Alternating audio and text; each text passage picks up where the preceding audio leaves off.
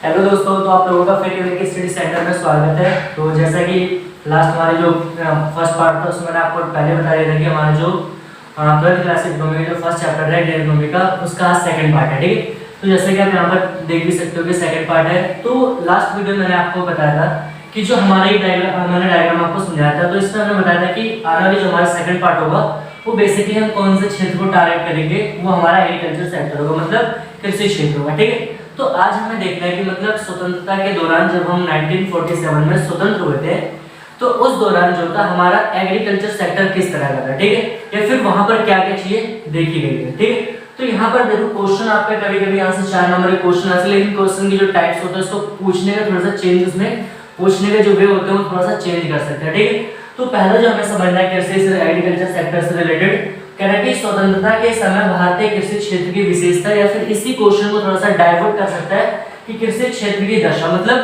कि स्वतंत्रता के समय जो भारत का एग्रीकल्चर सेक्टर था वो किस तरह का था, ये हमसे पूछ रहा है। ठीक, उसकी क्या क्या फीचर्स थे या फिर उसकी क्या क्या विशेषताएं थी। ठीक है, तो जैसे कि आप विशेषता देख रहे हो उसमें बेसिकली हमारा कृषि क्षेत्र था, उसकी 3 विशेषताओं को ऑब्जर्व किया गया था। वो पहली 3 विशेषता क्या थी? उत्पादकता का निम्न स्तर। ठीक है, लो प्रोडक्टिविटी आप कह सकते हो। मतलब पहले आपको समझना है कि उत्पादकता का मतलब क्या होता है। देखो, उत्पादकता का मतलब सिंपल से ये होता है कि काम करने की कैपेसिटी।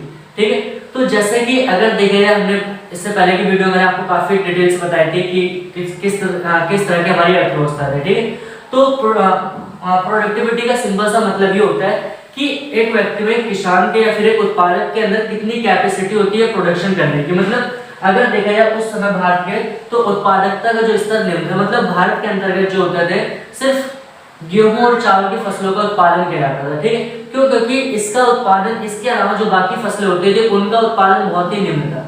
अब निम्न होने का कारण क्या था कि लोग जो होते थे उस समय, तो वो मुख्य रूप से क्या करते थे कि जो जितनी उन्हें जरूरत होती थी बस उसी के अलावा कृषि करते थे। और इससे पहले हुआ था कि ब्रिटिश सरकार ने कहने की किसानों का शोषण वगैरह किया था, तो वो चीजें क्या थी, उस पर प्रभावित थी उससे। ठीक है, जिस कारण क्या था कि किसानों की जो उत्पादकता क्षमता थी वो क्या निम्न थी, और सिर्फ 2 ही फसलों के उत्पादन में जो थी वृद्धि देखी गई थी, पहला आपका गेहूं और चावल, और जो बाकी जो फसल होगी जैसे कि जो बाजरा मक्का वगैरह, इनके उत्पादन में कोई खास वृद्धि नहीं हुई।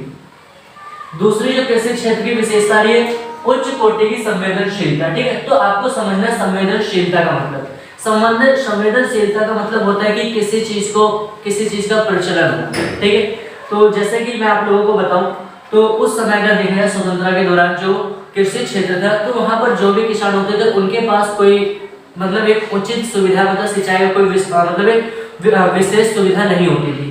तो बेसिकली जो किसान होते थे, किसानों के बीच में कहते मानसिकता होती है कि वो कहने की जो बारिश होता था उसके पानी पर पूरी तरह से डिपेंड होते थे। तो कहने की उनके अंदर की संवेदनशीलता थी। मतलब कहने का मतलब ये है कि वो जो लोग, उनका मानना था कि अगर अच्छी वर्षा होती है तो जो हमारा उत्पादन भी क्या होगा, अच्छा होगा, अगर वर्षा कम हुई तो उत्पादन भी क्या होगा। तो इस तरह की वहां पर क्या देखी गई थी, संवेदनशीलता। ठीक है, और जो लास्ट आपका जमींदारों तथा किसानों के बीच में गहरी खाई। ठीक है, गहरी खाई का मतलब क्या होता है?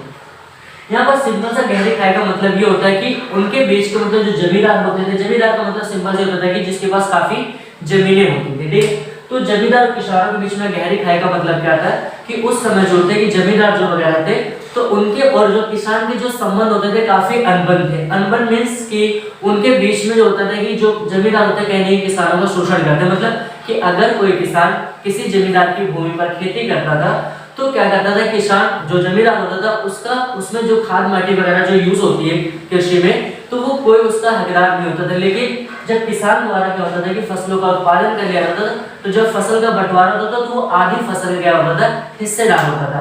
तो इसलिए क्या होता था कि जो किसानों का जमींदारों के प्रति क्या था, एक रोष था, रोष या फिर उनके प्रति आक्रोश था। तो इसलिए कहा गया कि उनके बीच के जो संबंध थे काफी बिगड़े हुए थे। ठीक है, तो ये आपका क्वेश्चन बेसिकली 3 नंबर से पूछा जा सकता है। और जो हमारा नेक्स्ट टॉपिक है, और ये क्वेश्चन हमेशा लास्ट ईयर के, मतलब लास्ट ईयर से कई बार एग्जाम में रिपीटेड हुआ है। ठीक है, तो इसको ध्यान से समझना, इसमें है क्या। पहले जो आपसे कह रहा है कि क्वेश्चन को पूछने के 2 तरीकों से थे। ठीक है, पहले कह रहे हैं कृषि गतिहीनता के कारण या फिर कृषि के पिछड़ेपन के कारण बताइए। ठीक है, तो कृषि गतिहीनता के कारण का मतलब क्या है कि हमारी जो कृषि थी, हमारा जो एग्रीकल्चर सेक्टर था वो पीछे क्यों रह गया। ठीक है। ऐसे कौन कौन से कॉजेस रहे कि जो हमें दर्शाते हैं कि भारत का एग्रीकल्चर सेक्टर क्या था, काफी पिछड़े रह गए, फिर गतिहीन हो गया था। ठीक है, तो बेसिकली उसके यहाँ पर हमारे को दो फीचर्स दिखाए गए हैं। ठीक है, पहला जो आपका फीचर है कह रहे हैं कि ब्रिटिश राज में भू राजस्व प्रणाली। ठीक है, अब ये हमें समझना, देखो मैंने आपको लास्ट वीडियो में बताया था कि जो ब्रिटिश थे वो काफी सात्विक थे, मतलब वो लोग क्या करते थे, मतलब उतना उनके दिमाग में ऐसे खुरापाती थे कि वो ऐसे चीज, उन्होंने इस तरह की नीतियों को बनाया तो लोगों को मतलब जो भारतीय किसान को उस चीज को समझ भी नहीं पाए। ठीक है, तो इसमें क्या उन्होंने एक सिस्टम क्रिएट किया था। ठीक है, अब सिस्टम क्या था देखना कि जो ब्रिटिश सरकार थे, ठीक, अब पता है कि वो भारत के जो किसान थे उनसे कहीं ना कहीं चालाक थे, चतुर थे। ठीक है, तो उन्होंने क्या किया कि ब्रिटिश सरकार ने सोचा कि कहीं ना कहीं अगर हमें भारत को खोखला करना है या भारत को बर्बाद करना है तो उनके लोगों द्वारा ही करा जाए। ठीक है, तो सबसे बेसिक जो उन्होंने पॉइंट पाया, सबसे जो इंपॉर्टेंट चीज उन्होंने समझी कि ब्रिटिश तो कुछ चंद लोग आए, उनका कभी भी मेन मोटिव नहीं था कि वो भारतीय इकोनॉमी को कैप्चर कर ले। ठीक है, मेरी बात समझना, उनका कभी मेन मोटिव नहीं था कि इकोनॉमी को, वो सिर्फ आए थे यहाँ पर व्यापार करने के लिए। लेकिन हुआ क्या कि धीरे धीरे चीजें परिवर्तित, तो आप जब हिस्ट्री वगैरह पढ़ोगे तो उसमें आपको इस चीज की काफी डिटेल मिल जाएगी। ठीक है, तो उन्होंने क्या चीज किया कि उन्होंने एक सिस्टम क्रिएट किया। अब सिस्टम क्या बनाया था कि 3 लोगों को सिस्टम में डाला गया था। पहले कौन थे, ब्रिटिश सरकार थी, दूसरा जमींदार था, तीसरा किसान। ठीक है, तो इसी को आपका बुक वगैरह में आप अगर पढ़ोगे तो इसी को नाम देंगे त्रिकोणमितीय संबंध। त्रिकोणमितीय संबंध मतलब कि जो 3 लोग थे, कौन कौन 3 लोग थे, ठीक है, समझना ध्यान से, कौन कौन से 3 लोग थे, जमींदार, ठीक है, और जो आपका जमींदार हो गया, ठीक है, किसान हो गया, ठीक है, और ब्रिटिश सरकार, मतलब आप गवर्नमेंट कह सकते हो ब्रिटिश, ये 3 लोग थे। तो इन तीनों लोगों के बीच में एक रिलेशन क्रिएट किया गया था और रिलेशन क्या था कि किसी का नाम क्या दिया गया था, त्रिकोणमितीय संबंध। ठीक है, अब देखो इससे हुआ क्या।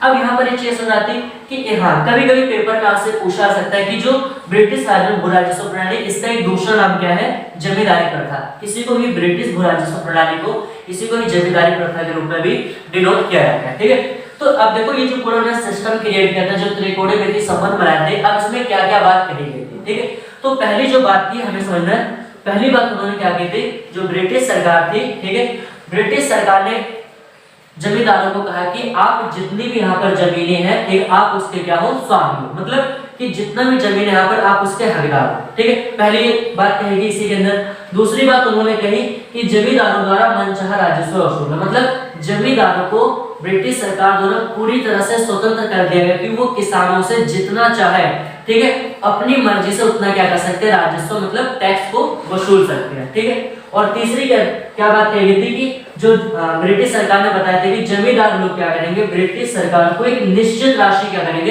प्रदान करेंगे। ठीक है, अब समझना इसका रिजल्ट क्या होता है।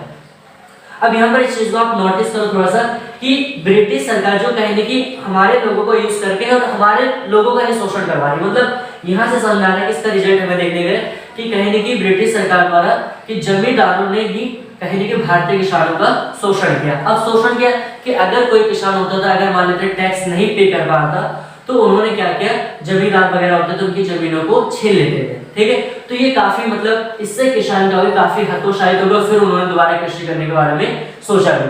ठीक है, जो दूसरा हमारा कारण समझ आता है कृषि का व्यापारीकरण। ठीक है, कॉमर्शलाइजेशन ऑफ एग्रीकल्चर सेक्टर। ठीक है, अब इसमें देखो क्या क्या बातें बताई गई थी, जैसे कि आपने सुना होगा, ये तो कहावत है भारत की कि भारत एक कृषि प्रधान देश है। ठीक है, तो उस समय भी ऐसी चीजें हुआ करती थी। ठीक है, लेकिन वहां पर क्या है कि जब ब्रिटिश सरकार ने हमारे को कृषि के कारण नहीं था कि मतलब ब्रिटिश सरकार जो थी, पहले हम खाद्यान्न फसलें उगाते थे, कौन सी खाद्यान्न फसलों का उत्पादन भारत में बड़ी मात्रा में किया जाता है। लेकिन ब्रिटिश सरकार ने क्या किया कि इन खाद्यान्न फसलों के स्थान पर हमसे व्यापारिक खेती करवाएगी। और व्यापारिक खेती कौन सी थी, जैसे कि नील वगैरह हो गई और अफीम हो गई, ये बेसिकली व्यापारिक खेती होती थी जो काफी अच्छा पैसा देती थी। और उसी दौरान वगैरह क्या होता है कि जो ब्रिटेन था वहां पर मतलब ब्रिटेन में औद्योगिक क्रांति आई थी, मतलब वहां पर नील की डिमांड काफी ज्यादा। तो ब्रिटिश सरकार ने कहा था कि भारत एक ऐसा सोर्स होगा जहां से क्या हम नील को खेती करवाएंगे और वहां से क्या करेंगे, ज्यादा प्राइस पे बेचेंगे। तो यहाँ पर कृषि के व्यापारीकरण से ये हो कि अब जब किसान खाद्यान्न के फसलों के स्थान पर अगर व्यापारिक खेती कर रहा था तो उसे क्या होता था कि काफी पैसे की जरूरत होती है। तो जब पैसे की जरूरत होती तो कहीं जमींदार से उन्हें ऋण वगैरह लेना पड़ता था। अब अगर कोई किसान होता था, इसके परिणाम है, अगर कोई किसान होता था कि ऋण वगैरह नहीं चुका पाता था, फिर भी वहां पर क्या होता, उसकी जमीन वगैरह को उसको बेदखल कर दिया जाता था या फिर उससे भूमि छीन ली जाती थी। तो बेसिकली अगर देखा जाए ओवरव्यू हमारा जो था एग्रीकल्चर सेक्टर कुछ इस प्रकार का, ठीक है। तो हमने क्या फर्स्ट पार्ट में हमने जो इसका थोड़ा सा इंट्रोडक्शन पढ़ा था, जो हमने सेकंड पार्ट हमारा क्या था, हमारा एग्रीकल्चर सेक्टर पर, और नेक्स्ट जो हमारा थर्ड पार्ट होगा वो बेसिकली हम उसको टारगेट करेंगे, उसमें उद्योग क्षेत्र फिर व्यापार क्षेत्र दोनों चीजें मिक्स होते हैं, ठीक है। तो वीडियो को आप लाइक करें, शेयर करें एंड चैनल को सब्सक्राइब करना ना भूलें। Thanks for watching this video.